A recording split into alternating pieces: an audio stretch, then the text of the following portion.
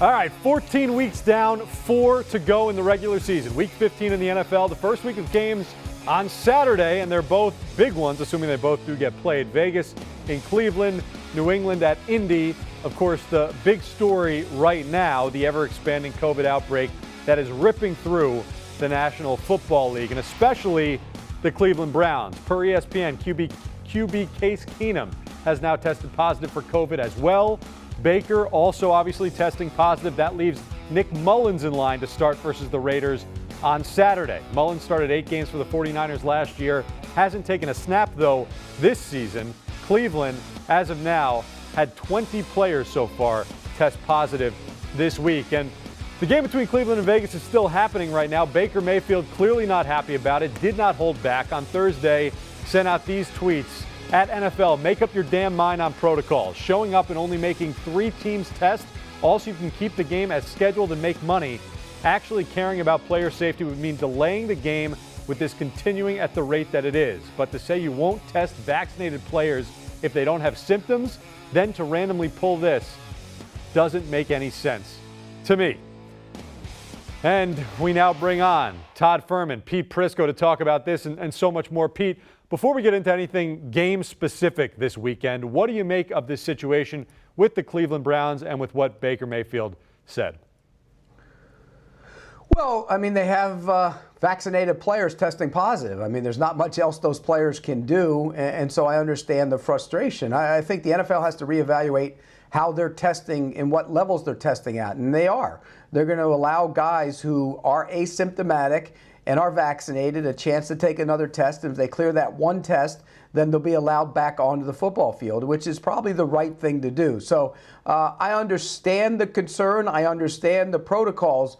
But I also think that, you have to be a little bit smarter, maybe now that we know more about this virus. So I think they'll figure it out. The NFL is smart. The players understand that there's a virus out there.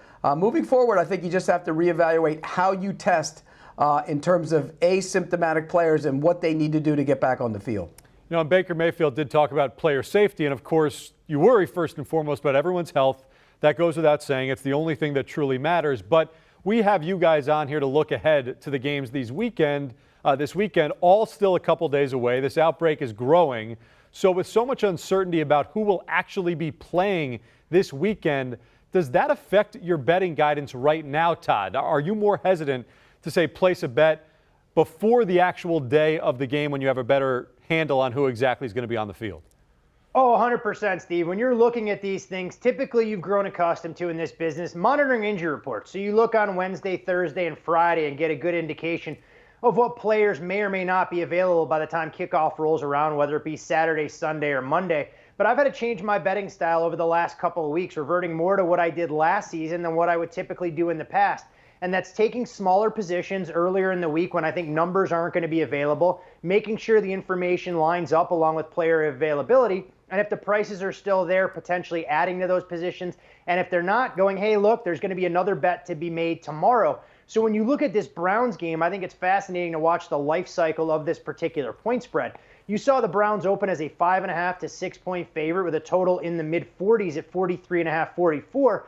That number has come crashing down now in that 37.5 range at Caesars. You're looking at the Raiders, a 3.5 point road favorite. But to Pete's point, we're not sure if there are going to be some Browns players getting upgraded for this contest, which would then drive the number further in Cleveland's direction and the total could tick up. And that's before we even get into the Mother Nature element that could play a role. 20 to 25 mile an hour wind gusts expected off of Lake Erie, and we could have some wet weather as well. So there are a variety of factors that you have to build into the equation before you can make an informed bet on Saturday. And this game, to say the least, has created quite the headache.